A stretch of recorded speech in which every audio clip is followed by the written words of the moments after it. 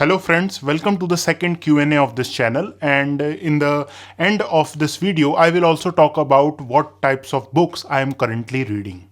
So let's start with our first question. This question is about why we read history. So this is a philosophical question, and at the very basic level we can think of why we read history into two very distinct ways. On the one hand, we read history because it provides us lessons into what history can teach us how to avoid mistakes that were done in the past. It can also teach us moral lessons, and reading history can help a society, a group of people, or a country to unite. So this is the first way. And when you read ancient historiography, particularly if we talk about, for example, the classical Greek Western historiography, this is the view they had.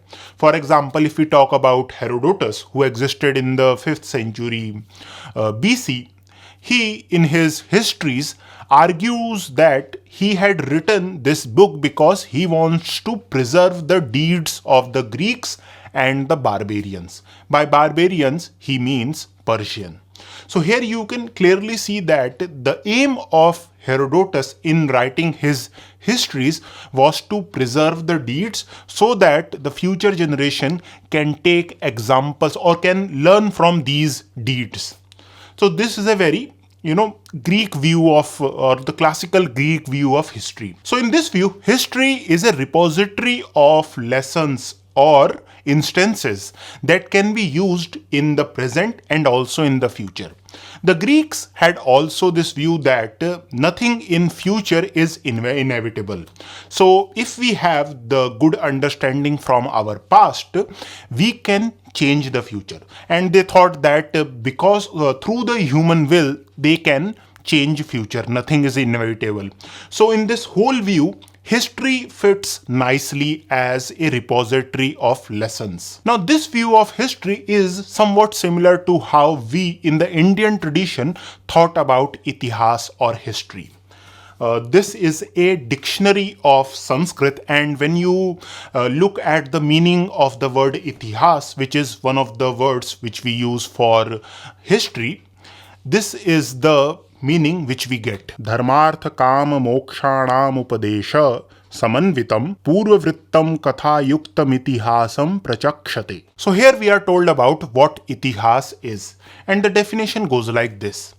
Itihas can be ancient lore or past events that is arranged in the form of stories, and through these stories we get instructions in dharma, kam, arth, and moksha. So whether we are talking about the Indian tradition or the classical Western tradition, in both of these views, history has its usage. History is a repository of lessons or knowledge which can be applied in multiple ways.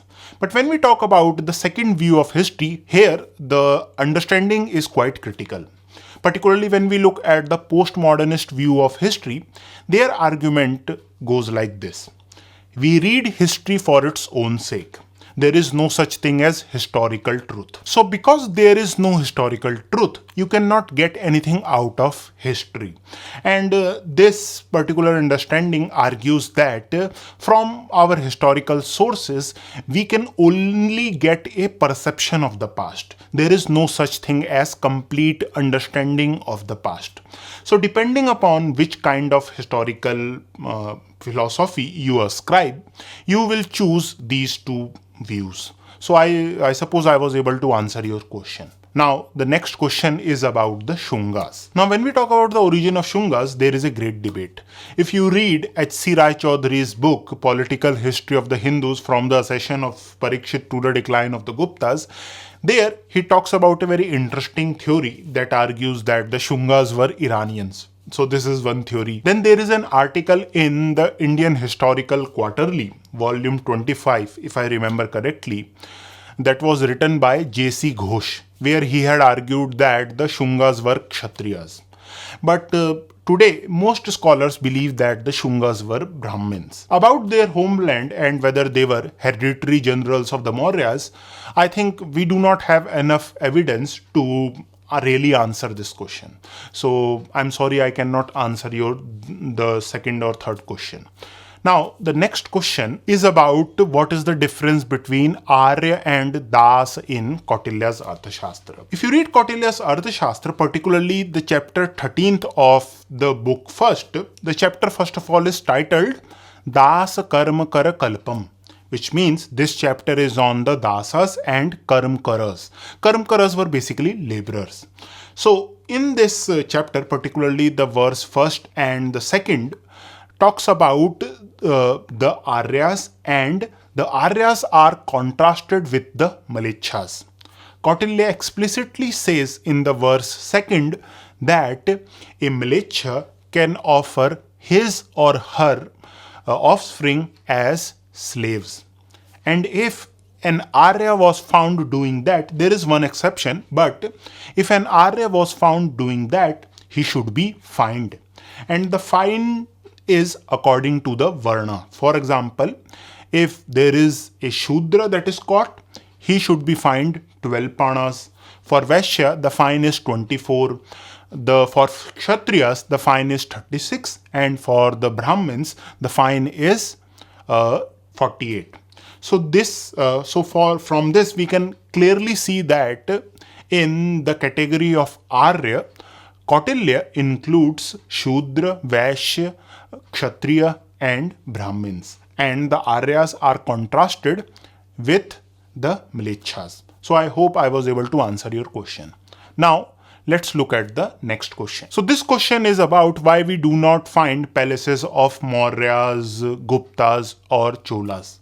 And on the other hand, we have the well-preserved Roman structures. Now about Cholas, there was this news some 2 or 3 years back that in Gangaikonda, Cholapuram, archaeologists have found remains of Chola palace. So we have some evidence. But on a larger level, it is true that compared to the extensive remains of, for example, Rome, we do not have such evidence. So in my view, there are mainly 3 reasons why that is the case. The first is quite simple. We have not excavated well enough.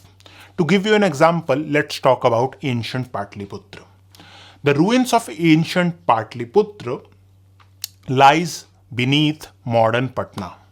And if you want to do an extensive excavation of these ruins, you have to clear out the center of Patna city, which is nearly impossible to do right now. The second reason is the relative instability of great Indian cities.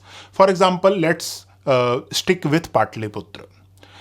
In 7th century AD, when the Chinese traveler Xuanzang visited Pataliputra, he tells us that now Pataliputra is reduced to a small town of 1,000 houses. And he explicitly says that of Ashoka's great city, only the foundation wall remains. Which means that by the 7th century AD, most of the ancient Pataliputra had disappeared. Now compare this to ancient Rome. If we talk about, let's say, the 6th or 7th century AD Rome, much of the building that were constructed in the past had still survived. And later it became the center of the Catholic faith. So in that sense, there was this continuity that existed in Rome. But in the case of Indian cities, this continuity was not present. So this was also an important reason why we do not have extensive remains. The third reason has to do with the use of building material, what kind of building material was used, and the climate of this particular region. So since we are sticking with Pataliputra, we all know, particularly from the Greek accounts, that during the Mauryan period, wood was extensively used in Pataliputra. And it is reasonable to assume why that was the case, because Pataliputra lies in the Gangetic Plains, and during that time there was this whole region was a thick forested region. So wood was quite easily available, and since wood is quite versatile as a building material, it was extensively used. Apart from wood, another common building material was bricks. Since we are talking about the Gangetic Plains, bricks was easy to manufacture, and that is why we see an extensive use of wood and bricks in the palaces and various buildings of ancient times, and also in the medieval period we see the use of bricks particularly. So because bricks and wood was extensively used, and this was the tropical region where rainfall was extensive, these structures did not survive for long. And we have to also remember that there was a long period in which between the occupations, let's say between the Mauryan occupation and the Gupta occupation, there was this gap where these sites were abandoned. So since there was no one to look after these monuments, they decayed. But in the case of Rome, that was not the case. If we're talking about the Republican period to, let's say, the 5th century, there was this continuity where old structures were maintained and new structures were added on. This type of continuity did not exist, particularly when we talk about the great Indian cities. Now, the next question is about the relation between IVC and the Rigvedic society. This, in my view, is $1 million question, because if we are able to solve this question, this would be a big deal. And the main hurdle in this whole why we are not able to solve this question has to do with the language of IVC. As we all know, we do not know what kind of language or languages existed in the Indus Valley civilization. If we are able to understand that, and if we are able to read the small inscriptions or the seals of IVC, we will be able to understand the culture and the religious nature of the Indus Valley society. And then we can compare this religion and culture to the Rigvedic society and see what are the commonalities and what are the differences. So to briefly answer your question, we have to first find out the language and decipher the script of the Indus Valley civilization. The next question is about how do we know that a certain figure existed? What are the criteria? And particularly he or she wants to know about the period of 500 BCE. Mainly through literary sources, because let's say if a certain figure A existed in this period and he or she is mentioned in the text that were written later, then we would say that there is a possibility or probability of his or her existing during this period. And this probability increases when his or her name appears in a different literary source. It can also appear in inscriptional sources that belong to a later period.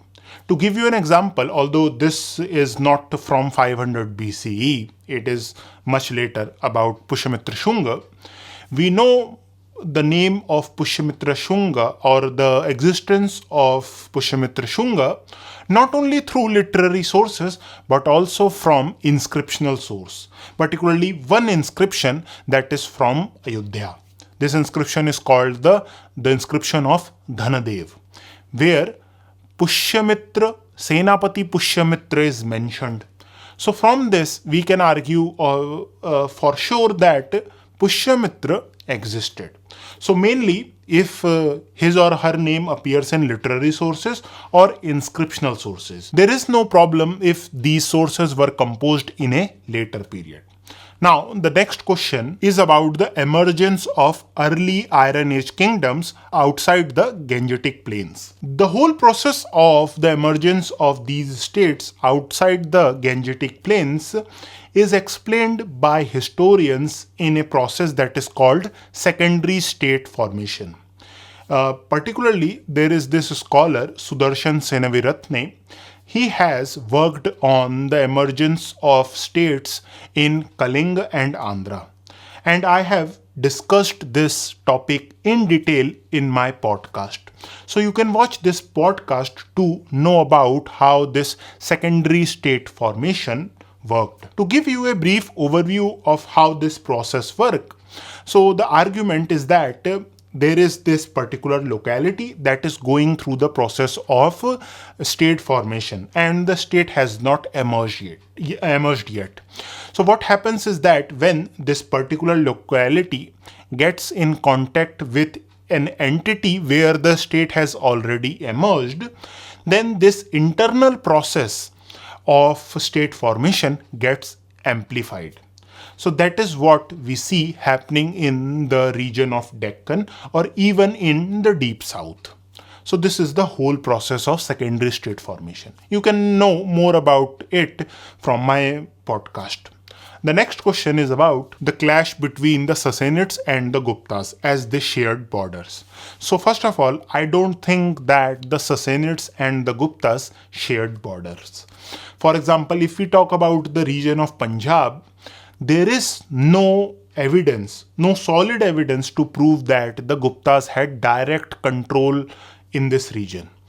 We can say from particularly coinage that the Guptas maintained their overlordship in this region, but there were some small kingdoms that were directly ruling. The Guptas were overlords of these small kingdoms. And when we talk about the region beyond Indus, particularly, or the west of Indus, there is no direct evidence or solid evidence to prove that the Guptas had control over this region. The same is also true of the Sassanids. There is no evidence to suggest that the Sassanids had a great control over the region of, let's say, Afghanistan. And we should also remember that by 380 AD, the Kedarites had established their foothold in this whole region of the Kabul Valley. And we should also remember that even during the time of Samudragupta, there is enough evidence to say that in the region of Peshawar and Afghanistan, we see the presence of the later Kushanas. Now, some would say that in Wikipedia, we have this map where the Gupta control extend beyond Indus. In my view, we should be skeptical of these Wikipedia claims because, first of all, when you read a Wikipedia article, you have to clearly see what kind of references which one is citing in a particular article. And from what I have read about the Gupta Empire, there is no solid evidence as of yet to prove that the Gupta hold in the northwestern part of the Indian subcontinent was strong enough to establish a direct control. This does not mean that the Guptas there was no extensive raid in this territory. We know from various inscriptional records that there was this punitive expedition which most probably Chandragupta had led, the son of Samudragupta Maurya.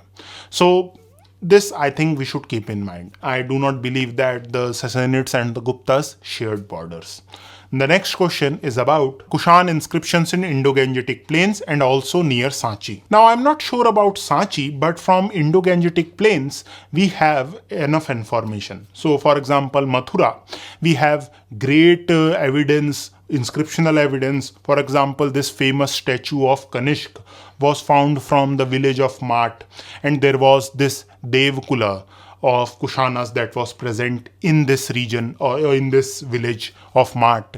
And if we move eastwards from Sarnath, we have this statue of Baal Bodhisattva, and the inscription tells us that it was erected in the year 3 of Kanishka. And who was the person who has erected this statue? He was Mahakshatrap, and his name is Kharapallana. Alongside this, we have also the name of a Kshatrap, which suggests that the Kushan rule extended up to at least Sarnath. So these are the evidence which we have about the inscription of the Kushanas in the Indo-Gangetic region. The next question is about comparison between the Gupta era Pataliputra and the Mauryan era Pataliputra. So we know from the Greek accounts what kind of city Mauryan era Pataliputra was. We have a rough idea about its size. But when it comes to the Gupta era Pataliputra, there is no such evidence, which means that we cannot do comparisons like this. The next question is about how the Mauryans managed to conquer much of the subcontinent, but someone like Arya Aurangzeb could not. I have covered this topic briefly in one of my videos where I explained why the Gupta Empire was smaller than the Mauryan Empire. To give you a brief overview, this has to do with the political condition of Deccan. If we are talking about the Mauryan period, during this period in Deccan and parts of deep south, we see that there were only small localities. States had not emerged yet. So it was quite easy for the imperial Mauryas to conquer these small localities. There was no state that can utilize military resources to oppose these Mauryas. But the situation later changed. We do not have to go as far as the Mughal period. If we look at the period of the Guptas, even here we find that the situation has completely changed. For example, if you look at the Digvijay or the expedition of Samudragupta, his southern expedition, he mentions different states that he had encountered, which shows that in this region there were states that had emerged. This is also the reason why the Gupta conquest in this region did not last. The same is also true about Aurangzeb. When Aurangzeb tried to expand in this region, he encountered various states, and these states had resources to counter the expanding Mughal armies. Now, the next question is about current academic view of Lalitaditya. I think this question is about the Digvijay of Lalitaditya. So the main source for us to know about this Digvijay of Lalitaditya is this book, Kalhan's Raj Tarangani. And in Kalhan's Raj Tarangani, we are told about the different kingdoms which Lalitaditya conquered in his Digvijay. If we talk about the scholars' view of this Digvijay, we have Mark Aurel Stein, who had edited the edition of Raj Tarangani.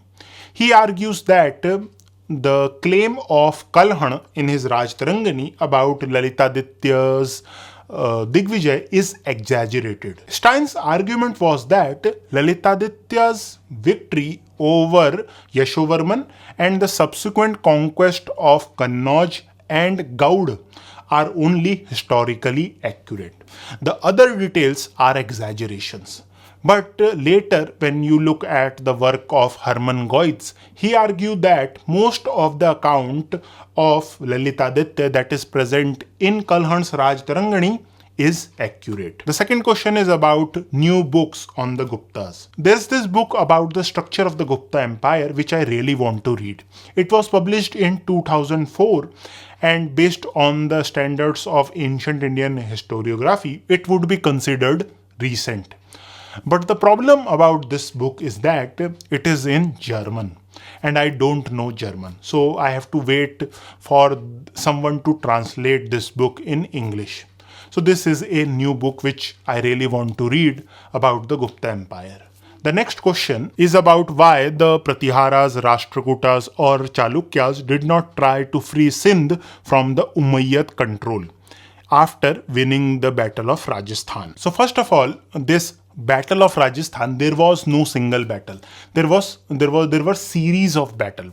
So we should keep this in mind. Now about your question why there was no coalition of Pratiharas, Rashtrakutas, I think this has to do with their priorities. For them, what was happening in Sindh was a sideshow. The struggle between these two great kingdoms was more important to them. For example, in the first half of 8th century AD, the Pratiharas and the Rashtrakutas were engaged in a bitter struggle, and most of their resources were utilized in this struggle. And there is this accusation which we find in some quarters that we Indians had this tendency of infighting. This accusation, in my view, is not entirely justified. To give you an example about the 16th century Europe, we know that the Holy Roman Emperor Charles V wanted to dislodge the Turks from Constantinople.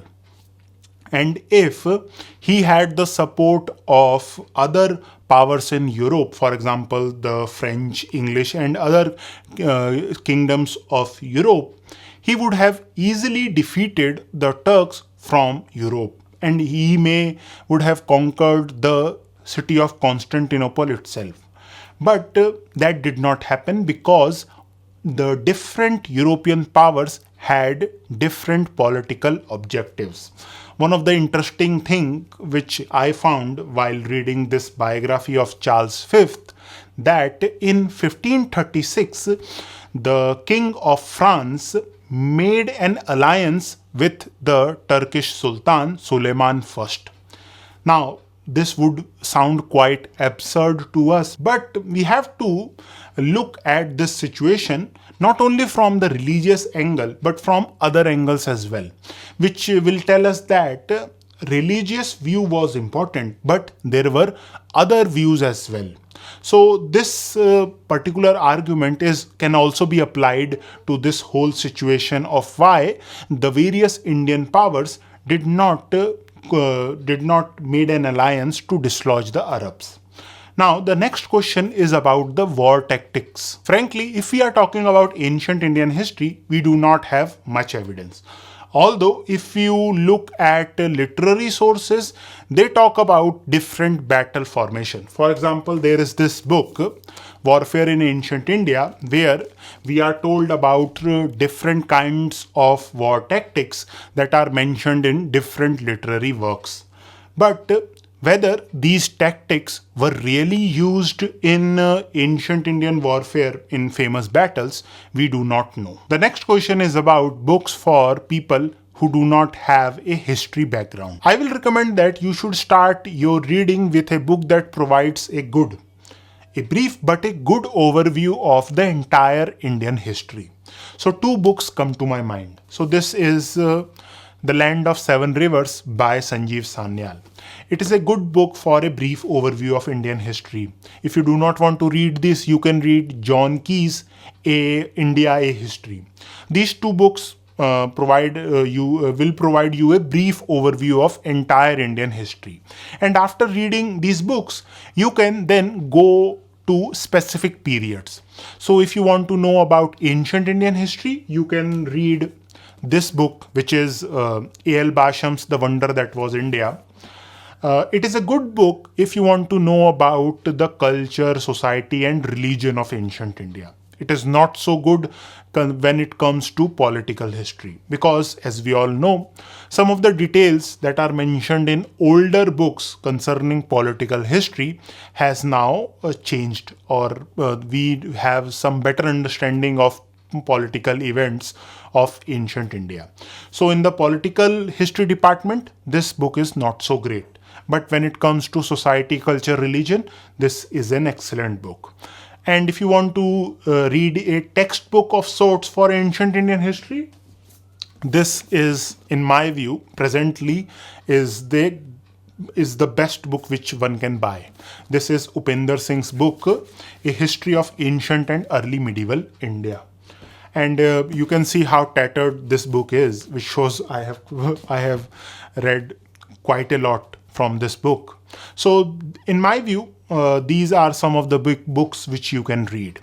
The next question is about why we use only Buddhist sources as primary sources, not Vedic or Jain. I don't think that is the case, because if we are talking about period before let's say 600 BC or the emergence of the Mahajanpadas, the only source that we have are the Vedic sources, particularly the Vedic literature.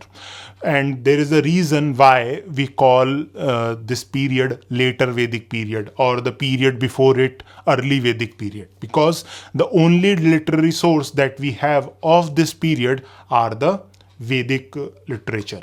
So we use Vedic sources and we also use Jain sources. For example, if you want to know about the Mahajanpad period, different aspects of Mahajanpad period, and even later, we use Jain sources. And not only concerning political history, for philosophical history, so we know about Makhali Gosala, the Ajivika teacher.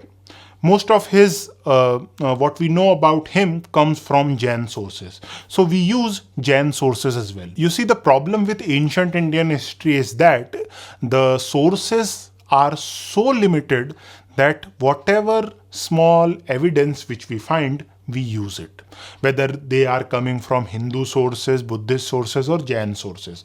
Whatever little we have, we use it. Now, sorry for not answering all of your questions. These were more than 100 questions, and if I were to answer all of these questions, it would take more than 4 or 5 hours, which frankly would be a long video. So sorry for that. Now, let's talk about what books I have read and what I am currently reading. So these two books which I recently read. So this one is Iran, The Empire of Mind by Michael X. Worthy. This is a good book if you want to get a brief overview of Iranian history from the ancient times to the present. And this one is the birth of classical Europe. And this is a brilliant book about the classical Western history. And I will do a podcast on this book where I will talk about what kind of certain important topics that I learned from this book. And the books which I am currently reading, so this one is Empire of the Silk Road, that talks about the region of the steppe, the Great Steppe, and the different kingdoms that emerged in this vast region from the ancient times to the present. So this is a very good book for if you want to know about the whole steppe history. And then there is this sequel of the birth of classical Europe, which is this one, The Inheritance of Rome. Which this is a history of Europe from 400 AD to 1000 AD. So this I am currently reading. These two books I am currently reading. Apart from these books, there are other books which I read for my PhD and some fictional book. So if you want to know about these books and what I am currently reading, you can follow my Goodreads account. I hope you have enjoyed this Q&A, and in the next month I will do another Q&A. If you have any suggestions, feel free to write it in the comments. Thank you for watching, and if you like this video, do subscribe.